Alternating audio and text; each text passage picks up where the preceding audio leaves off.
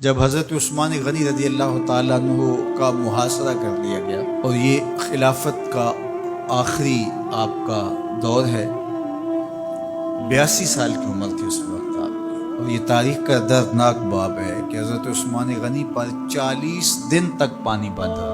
وہ ایک منصوبہ تھا، 3 لوگ 3 مختلف شہروں سے چلے، مصر سے، کوفے سے اور بصرے سے، 1,000 آدمی لے کر، اور مدینہ المنورہ میں پہنچ کر کے حضرت علی المرتضیٰ سے ملے، ام المومنین سیدہ عائشہ سے ملے، کبار اصحاب سے ملے۔ تو جو انہوں نے کہا تو انہوں نے ان کو کہا کہ نہیں، ایسی کوئی بات نہیں، فرمائش کر کے واپس بھیج دیا۔ حضرت عثمان غنی رضی اللہ تعالیٰ عنہ پر اقربا پروری کا الزام عائد کیا تھا، تو انہوں نے کہا کہ کوئی ایسی بات نہیں ہے۔ پھر یہ تھا کہ آپ نے کم عمر گورنر، کم عمر لوگ مقرر کیے، تو حضرت عثمان نے کہا کہ حضرت اسامہ بھی تو کم عمر تھے، حضور نے ان کو اگر مقرر کیا ہے تو یہ تو مثال ہمارے سامنے موجود ہے، لیکن یہ ایک منصوبہ تھا، اس منصوبے کے تحت یہ 3 جگہوں سے لوگ آئے تھے۔ وہ 3 دن کی مسافت کے بعد پھر تینوں واپس آ گئے، تو یہ ایک سوالیہ نشان ہے کہ تینوں کیوں واپس آ گئے، کوئی ایک تو نہ آتا نا۔ تو یہ سب طے شدہ منصوبہ تھا، اور پھر انہوں نے مدینہ المنورہ کو گھیر لیا، اور جس طرح سے بلوائیوں نے حالات پیدا کر دیے۔ سیدنا علی المرتضیٰ رضی اللہ تعالیٰ عنہ تو شہر مدینہ سے باہر تشریف لے گئے تھے، اور اپنے بیٹوں امام حسن اور امام حسین رضی اللہ تعالیٰ عنہ کو حضرت عثمان غنی کے دروازے پر مقرر کیا تھا کہ ان کو ضرر نہ پہنچنے دینا۔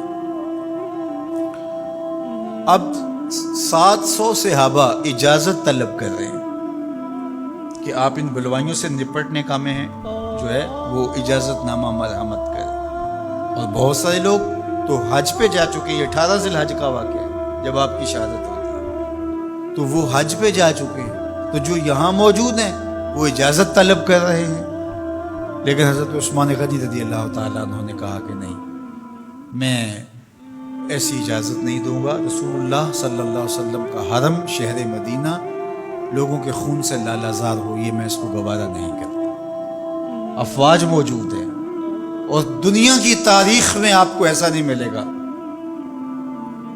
کہ اتنی بڑی حکومت کسی کے پاس ہو اور وہ خود گھیر لیا جائے، اس کا پانی بھی بند ہو جائے، اور وہ حکم دے کہ نہیں، میرے لیے آپ ایک قطرہ بھی خون نہیں بہائیں گے۔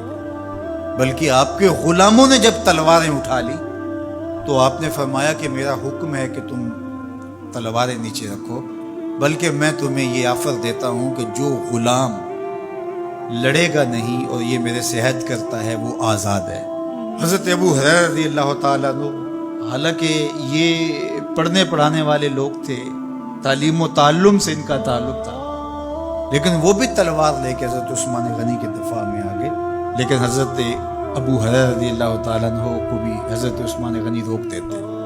مالک بن اشتر کہنے لگا کہ ہم آپ کی دستبرداری کے خواہاں ہیں، آپ خلافت سے دستبرداری اختیار کر لیجیے۔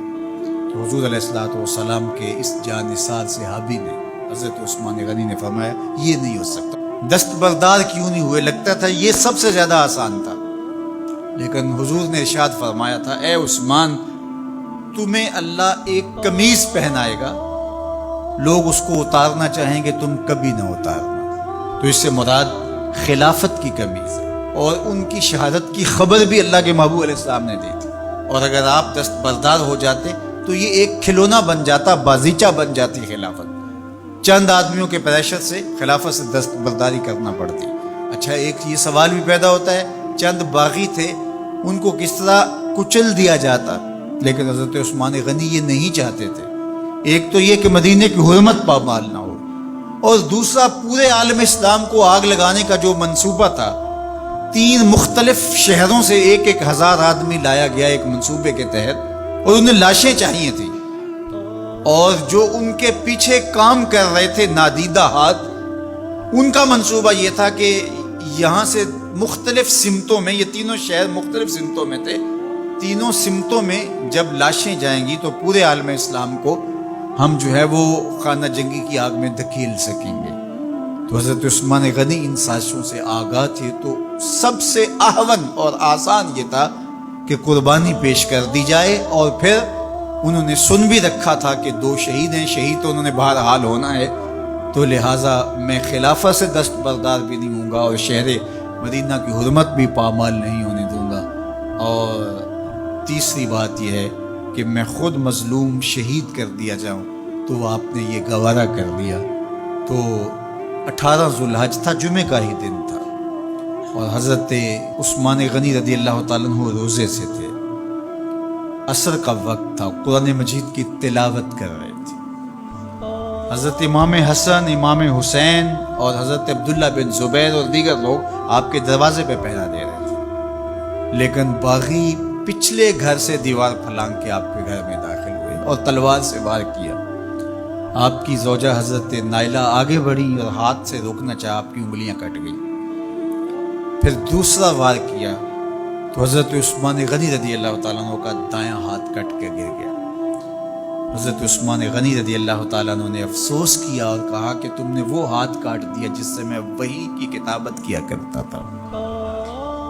پھر اس کے بعد آپ پر 9 وار کیے گئے اور آپ کو شہید کر دیا گیا، اور آپ کا خون قرآن مجید پڑھتے ہوئے اس آیت پہ گرا، فَسَيَكْفِيكَهُمُ اللَّهُ وَهُوَ السَّمِيعُ الْعَلِيمُ۔ تو حضرت عثمان غنی رضی اللہ تعالیٰ عنہ مظلوم شہید کیے گئے، بھوکے اور پیاسے شہید کیے گئے، ظلماً شہید کیے گئے۔ حضرت عبداللہ بن عمر رضی اللہ تعالیٰ عنہ فرماتے ہیں کہ حضور فتنوں کا ذکر کر رہے تھے کہ فتنے ہوں گے، بہت بڑے فتنے ہوں گے، تو ایک شخص نے چادر اوڑھی ہوئی تھی اور وہ مجلس واعظ کے قریب سے گزرا جہاں حضور کچھ ارشاد فرما رہا تھا، تو آقا کریم نے اشارہ کر کے کہا اس دن یہ شخص حق پہ ہوگا۔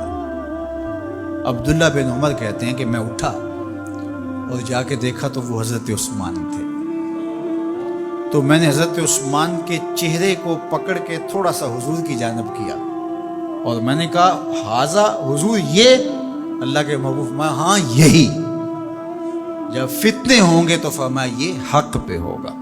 تو حضرت عثمان غنی رضی اللہ تعالیٰ عنہ حق کی راہوں کے مسافر، جنہیں حضور کی زبان سے شہید کہا گیا، اور شہید کسی کا انجام ہوتا ہے، تو حضور نے فرمایا یہ شہید ہوگا۔ شہید وہی ہوتا ہے جو بحالت ایمان اس دنیا سے راہ خدا میں اپنی جان قربان کرے۔ فرمایا فَإِنَّمَا عَلَيْكَ نَبِيٌّ وَصِدِّيقٌ وَشَهِيدَانِ، اے پہاڑ رک جا، تو جانتا نہیں تیرے اوپر اللہ کا ایک نبی ہے، ایک صدیق ہے اور 2 شہید ہیں۔ تو حضرت عثمان غنی رضی اللہ تعالیٰ عنہ عظمتوں کے مینار، اللہ اکبر۔ تو یہ حضرت عثمان غنی رضی اللہ تعالیٰ عنہ کا یہ کارنامہ تھا کہ آپ نے اپنی جان پیش کر کے امت کو جو ہے وہ فتنوں سے محفوظ کر لیا اور امت کو بچا لیا۔ حضرت عثمان غنی رضی اللہ تعالیٰ عنہ پہ کروڑوں رحمتیں، کروڑوں سلام۔ ہم آپ کی عظمت کو سلام پیش کرتے ہیں، عقیدتوں کا خراج پیش کرتے ہیں۔ حضور کی خدمت میں ایک جنازہ لایا گیا اور حضور سے عرض کی گئی حضور اس شخص کا جنازہ پڑھا دیجئے، تو حضور نے انکار کر دیا، کہا میں جنازہ نہیں پڑھاؤں گا۔ تو صحابہ نے عرض کیا یا رسول اللہ، کبھی ماضی میں ایسا نہیں ہوا، جب بھی کوئی جنازہ لایا جاتا ہے تو آپ جنازہ پڑھا دیتے ہیں اور آپ نے آج انکار کر دیا۔ تو فرمایا یہ شخص میرے عثمان سے بغض رکھتا تھا اور اس کو اللہ نے بھی اپنی رحمتوں سے محروم کر دیا ہے۔ حضور نے اس شخص کا جنازہ نہیں پڑھایا جو مبغض عثمان غنی رضی اللہ تعالی عنہ۔ تو اب آپ اندازہ کیجئے وہ کتنا بدبخت شخص ہے جو حضرت عثمان سے بغض اور دشمنی رکھتا ہے۔ حضرت عثمان غنی رضی اللہ تعالی عنہ سے اللہ کے محبوب علیہ السلام نے کتنی خوبصورت ارشاد فرمائی، میں اس سے حیا کیوں نہ کروں جس سے اللہ کے فرشتے بھی حیا کرتے ہیں۔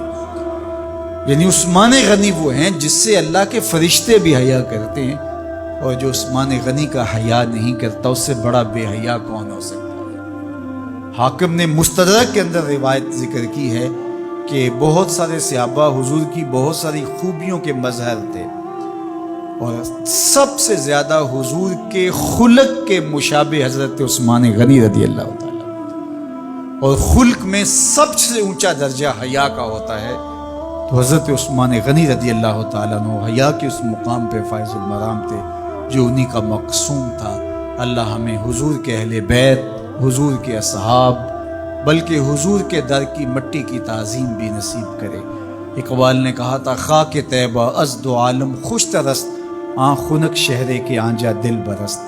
ہمیں تو طیبہ کی مٹی بھی اچھی لگتی ہے اس لیے کہ وہاں محبوب جو رہتے ہیں، تو محبت تو اس چیز کی متقاضی ہوتی ہے، محبوب کی راہوں کو بھی سلامی پیش کی جائے۔ تو جو حضور علیہ السلام کے ساتھ منسوب اتنی وقی نسبتیں ہیں، ان کا احترام کیوں نہیں کریں گے؟